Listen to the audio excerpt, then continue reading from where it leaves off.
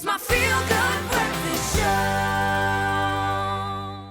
Welcome back. It's your Feel Good. It's Tuesday and we are bringing you everything that involves magic. Now, although the novel coronavirus has been with us for months, many of us still remain unclear about certain aspects of the virus, like how it spreads and how we should be protecting ourselves. Now, in the best way, many of you have expressed your concerns on the virus and sent us your questions via social media. And our infectious diseases specialist, Dr. Emil Reed, joins us in the studio this morning to answer all of our questions. Doc, how are you doing this morning? Morning, guys. Great to be here. We've been through a horrible time. Yes. Yeah. We've lost many friends, lost many loved ones, and chin up. We're getting there, and we're getting It's through honestly such a difficult time right now, so it's a pleasure to have you on the show to kind of shed light on where we are as a country with regards to COVID-19. What are the latest statistics in South Africa, and how far are we with the vaccine?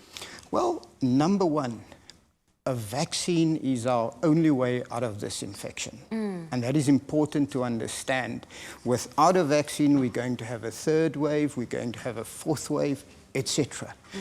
At this moment in time, we're roughly sitting with 135,000 active cases, more than 40,000 deaths, and happy with the 87% recoveries that we have.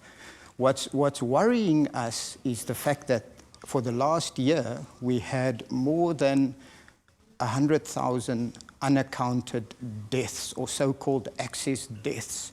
And one is unsure how many of those excess deaths were actually due to COVID-19 as well. All right, well, I've got to say it's really, again, it's an absolute honor to have you in the studio because we get to chat and engage with everybody and we have so many questions coming in. So just another note to everybody that is out there, we have a number that you can call on our social media channels, which is 021-110-555-2, and you can ask us any questions that you do have relating to the COVID virus. And one of them is actually coming through right now. So Ryan Pramel actually had the question of, hi, my name's Ryan, and my question is, what is the composition of the COVID-19 virus? And maybe I can add to that because I feel like a lot of people are unsure about it and what is it that's making this so deadly?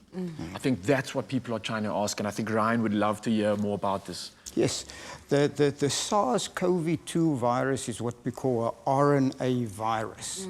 And what makes it so unique, on the surface area of this particular virus are a few important proteins. The one is called the S, or the spike protein, the envelope protein, and the membrane protein. And the spike protein, probably the most important one. And that component of the virus is the piece that actually gets stuck to the so-called ACE receptors in our bodies, in our lungs, kidneys, gut, arteries, and cause infection. And also with a new variant that we had and was described recently, the 501Y.V2 variant is actually a mutation in that specific spike protein. And what it does, it actually makes the virus more transmissible, which means it can spread much more rapidly, it can spread much more easier, infect more people, therefore contributing to the massive amount of volumes we see at hospitals, and also hospitals being overwhelmed by this particular virus. And Doc, just to maybe dumb it down for guys like me, so what it sounds like you're saying is there's literally, if I was to physically see the shape of the virus itself, that spike that's engaging and interacting is what's mutating, right? Exactly. Okay. And as we said before, viruses mutate all the time. They are error-prone, but usually every now and again you get a mutation that is of significance and of great value. And that mutation was now with the current mutation or variant that we sit with that actually cause higher transmissibility. And we are currently looking at whether that mutation is not causing a more severe form of disease than described before. Doctor, we have another question here regarding what you've just touched on, how it spreads. It comes from Gail. She says, I have one burning question about COVID-19 that nobody can give me a clear answer on. Is the COVID-19 virus airborne? The answer to that is no. It is not airborne. And what happens, the virus is spread via droplet.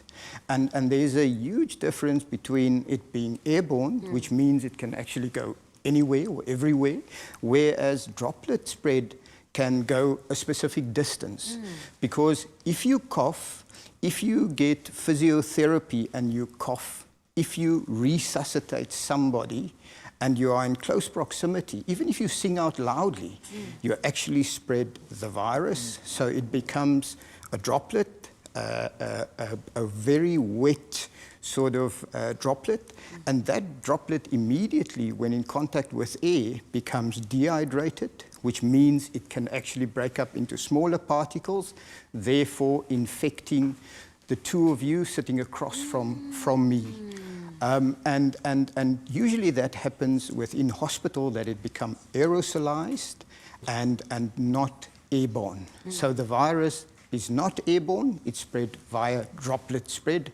Hence the reason for us to advocate physical distance, which means that the virus actually falls to the ground or onto the surfaces in front of us. Okay, that's really painting such an incredible picture. And one picture that I still think a lot of us are struggling to really come to terms with is, how do I know that I actually have COVID? And I know it sounds silly, but it's actually such a good question, because you have things like the flu still going on. We have things like, hay fever and cold. So when do I know that it's not that? And this is actually definitely the COVID virus or a COVID situation that I need to now resolve or sort out. That is a fantastic question, because I think general practitioners and doctors that see patients on a daily basis gets confronted with these issues.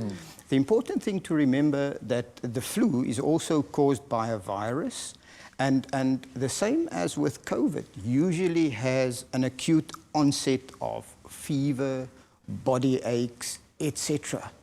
And also important to note that flu we normally get through the autumn and also through the winter. So very unlikely that you will get flu during the summer and during the spring. And for people who actually got vaccinated against the flu during March and April last year, you could actually cancel out flu as a possible cause for their symptoms, because then only the other virus, which is SARS-CoV-2, is the one that is still around. All right. With regards to allergies is normally a chronic illness, and all of us that had allergies before knows that there's certain allergens that we get in touch with that can actually trigger our allergies. We get itchy eyes, itchy nose, sneezing, etc. And then probably the most important thing that flu doesn't give you and that allergies doesn't give you is shortness of breath. Dr. Emil Reid, we're just going to hold it there for a second. This is such an important conversation to have. He's still around here on your Feel Good Breakfast Show to answer your burning questions regarding the COVID-19 that we are all currently going through. Do not go anywhere.